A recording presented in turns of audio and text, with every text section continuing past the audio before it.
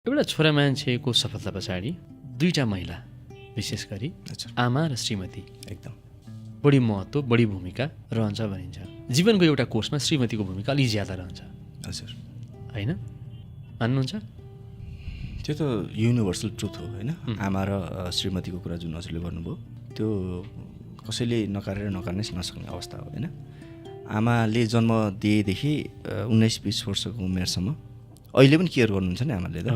आमाको लागि बच्चा कहिले पनि ठुलो हुँदैन नि। के खाइस् होइन, कसो गरिस्, कहाँ गरिरहेछ अनि के गरिरहेछ, दुख्यो होला होइन।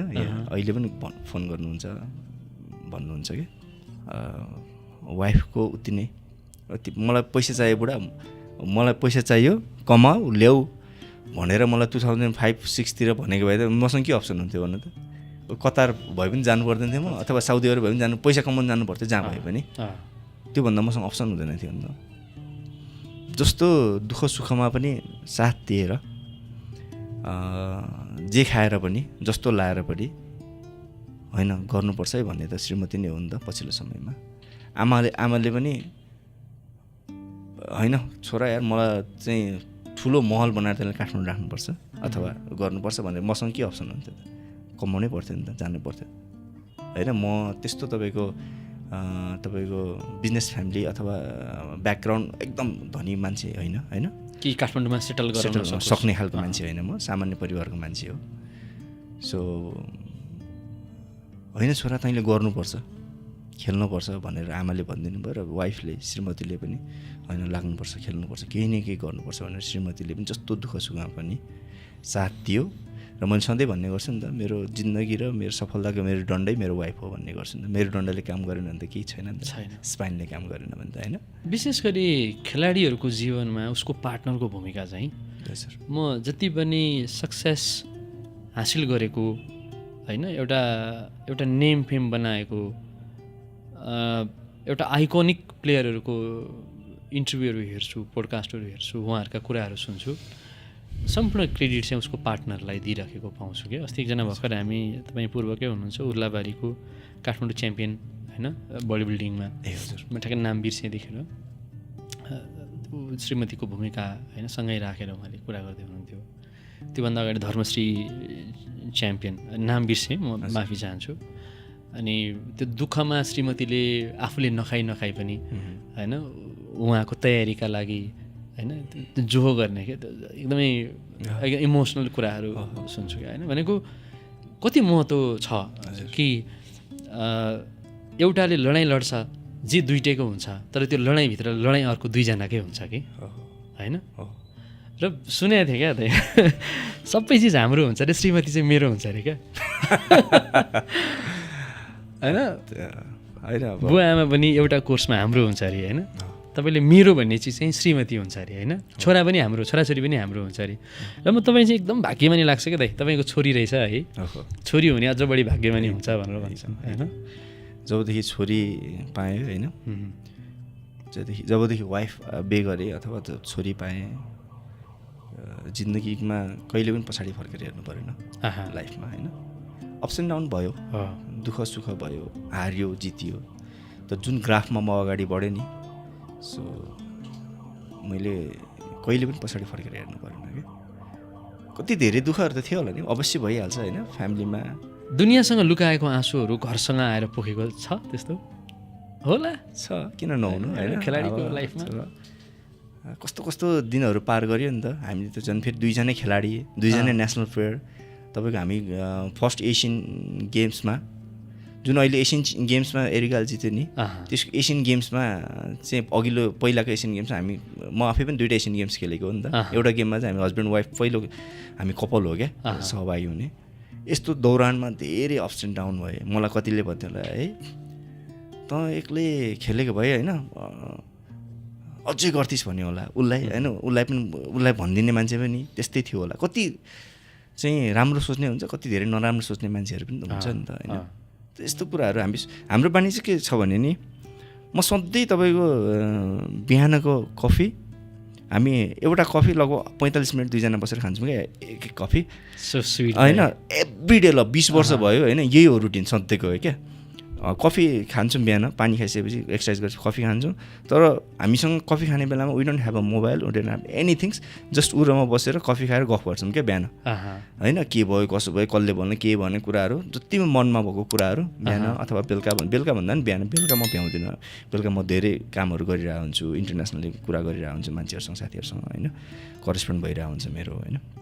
तर बिहान चाहिँ सबै कुरा छोडेर भए पनि कफी हामी दुईजना सँगै बसेर खान्छौँ। सबै नेगेटिभिटीलाई त्यो क्याफिनसँगै होइन तपाईँले कुरा भन्नुभयो भने त थाहा हुन्छ नि राइट र रङ भन्ने कुरा, मनमा फल्नाले त हजुरले मलाई यस्तो भन्नुभएको थियो भन्यो भने त त्यो सकिँदैन क्या, फल्ना तपाईँले मलाई यस्तो भन्नुभएको थियो भनेपछि त त्यहाँ यस र नो त्यहाँ आउँछ, त्यहाँ सकिन्छ क्या।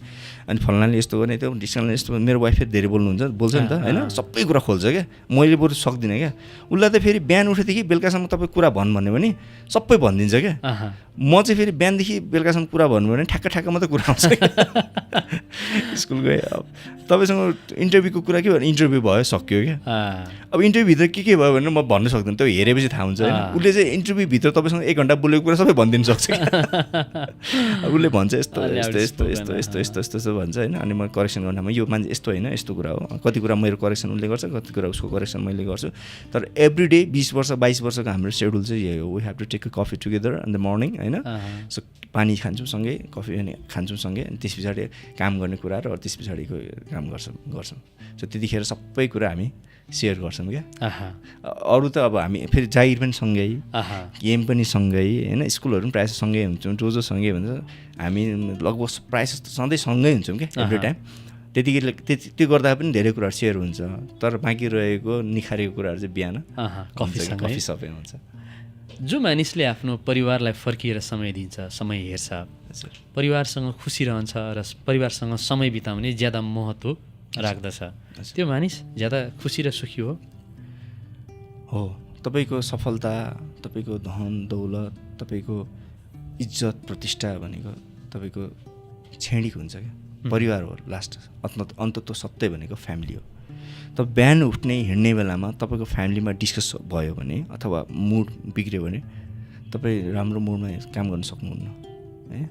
फ्यामिलीमा बिहानै हिँड्दाखेरि होइन तपाईँको छोरीको, तपाईँको छोराको, तपाईँको वाइफको, आमाको, बुवाको, दाजुभाइको तपाईँले राम्रो भाइब्स लिनुभयो भने तपाईँ कल्पना गर्नुहोस् 2 दिन तपाईँको राम्रो बित्छ क्या, होइन। सो सबै कुरा म चाहिँ एकतिर फ्यामिली एकतिर राखेर हेर्ने गर्छु, होइन। यी सबै कुरा मेरो सफलता, मेरो पैसा दौलत, मेरो एभ्रिथिङ जे छ नि, म मेरो वाइफ मेरो फ्यामिली भएको कुरा, त्यो कुरा एकतिर, मेरो फ्यामिली एकतिर हो क्या। सो मैले जहिले पनि कम्पेरिजन गर्दाखेरि एक स्टेप माथि मेरो परिवार नै हुन्छ। परिवारभन्दा बाहिर यो चिज चाहिँ कमाइहालौँ, यो चिज चाहिँ गरिहालौँ, यो चिज चाहिँ अलिकति बढी मलाई माइने राख्छ या महत्त्वकाङ्क्षा मेरो लाइफमा कहिले पनि भएन हेर्नुहोस्, होइन। र मैले यो अब बिचमा अवार्डहरू यताउता जित्यो, यता यस्तो भयो नि त, त्यो कहिले सोचेन होला सायद। मैले काम गर्नुपर्छ भन्दै सोचेँ। मेरो काममा तपाईँले विचार गर्नुहोस्, हरेक दिन हरेक मेरो सेसन हरेक मेरो काम हुन्छ नि, म राम्रो गर्न खोज्छु क्या। मेरो चाहिँ फर्मुला, मेरो लाइफको फर्मुला यही हो। म फ्युचर हेरेर केही पनि काम गर्दिनँ हेर्नुहोस्, मैले अहिले हेरेर काम गर्छु, अहिलेलाई बेस्ट गर्छु। अहिले मैले राम्रो गरौँ, एकछिन पछाडि अर्को काम राम्रो गरौँ, अथवा जे स्टेप्स छ जे हिँडिरहेको हुन्छ त्यो राम्रो 100% दिएर काम गरौँ। यो गएपछि बाटो तपाईँको पिच राम्रो गर्दै गएपछि बाटो आफै राम्रो भइहाल्छ नि, होइन।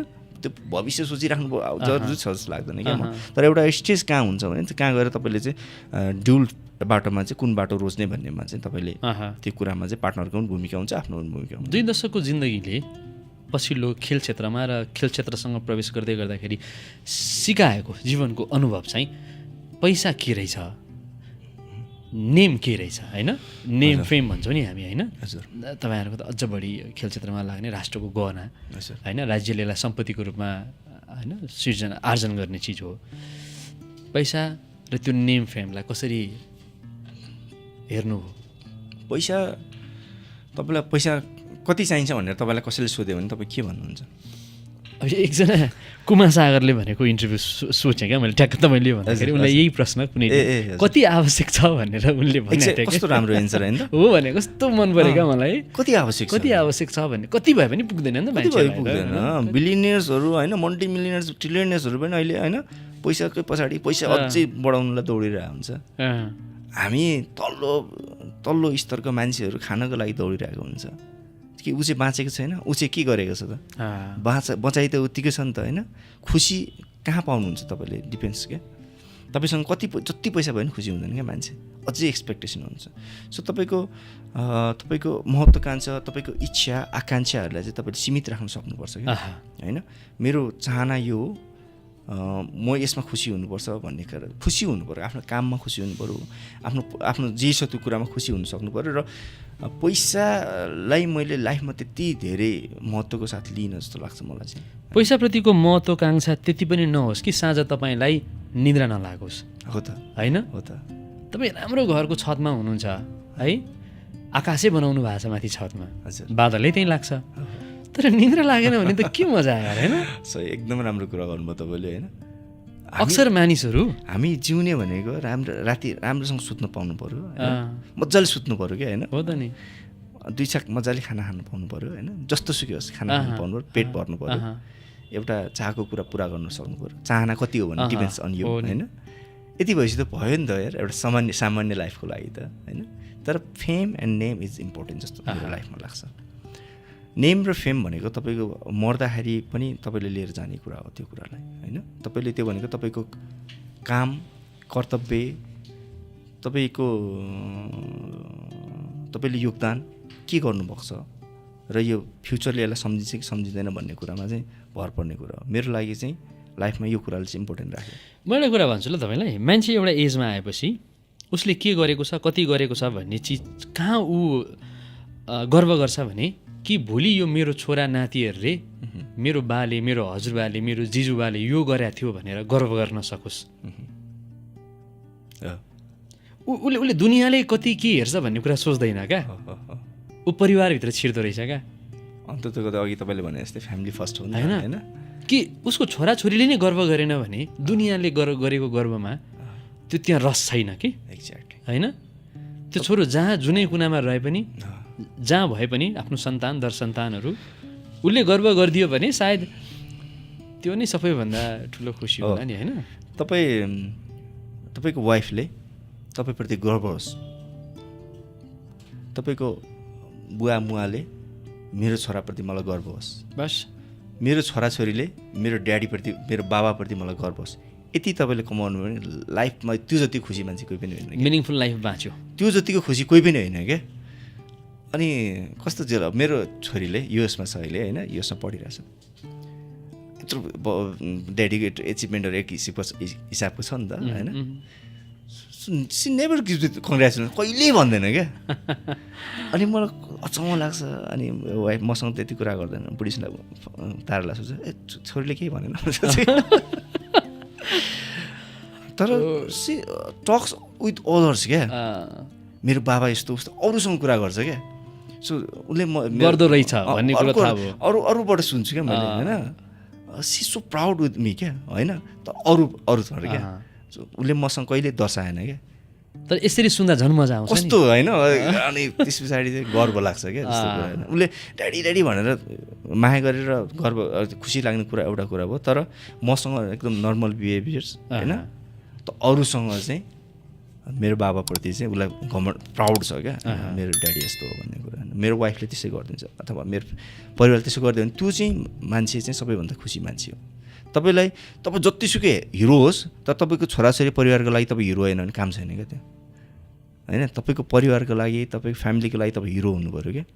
त्यो चाहिँ सबैभन्दा इम्पोर्टेन्ट कुरा हो। फ्यामिलीको लागि सुपरम्यान बन्ने सिम्पल सूत्र भनेको हजुर उसको पछाडिको ब्याकबोन भएर बस्नु पऱ्यो। जहाँ आवश्यक छ, जहाँ हुन छ, जहाँ हुनुपर्छ होइन, उसका लागि समय, उसका लागि पैसा सबै चिज चाहिएन होइन। तर उभिनु, उसका लागि हुनु र उसका लागि भएको महसुस गराउनु चाहिँ ज्यादा महत्त्व हुन्छ। तपाईँसँग कुरा गरेर कस्तो मजा आयो। तपाईँ घडी हेरेरै हुनुहुन्छ कि आज मैले टाइम तपाईँको धेरै किल गरिनँ। तपाईँ फेरि अब यो गेमको तयारीमा पनि हुनुहुन्छ। अर्को एउटा सक्सेस स्टोरी फेरि हामी सेयर गर्न सकौँ अनि यहाँलाई ब्लेसिङ छ होइन। चाहिँ विजयादशमी आउँदै गरेका चाडबाड जति पनि हाम्रा देवी देवताहरू होइन, उहाँहरूको आशीर्वाद तपाईँलाई बनिरहोस्। यस्तै चार्मिङ फेस तपाईँलाई फेरि पनि होइन यो पोडकास्टमा ल्याएर यसरी कुराकानी गर्न पाऊँ। यो समयको लागि धन्यवाद। हस्, तपाईँलाई पनि धेरै धेरै धन्यवाद। र तपाईँको पोडकास्ट हेरेर बसिरहनु भएको सम्पूर्ण नेपाली विदेशी जसले हेरिरहनु भएको छ यो अब विजय दशमी हाम्रो लागि त ठुलो चाड हो। सबै कुरा छोडेर देशको प्रतिनिधि भएर बाहिर जाँदैछौँ। तपाईँ सबैको आशीर्वाद लागोस्। हामीले फेरि एउटा इतिहासमा, नेपाली खेलकुदको इतिहासमा एउटा इँटा थप्न पाऊँ भन्ने तपाईँहरू सबैजनाको आशीर्वाद लागोस् र माँ दुर्गा भगवतीले पनि हामीलाई रक्षा गरौँ।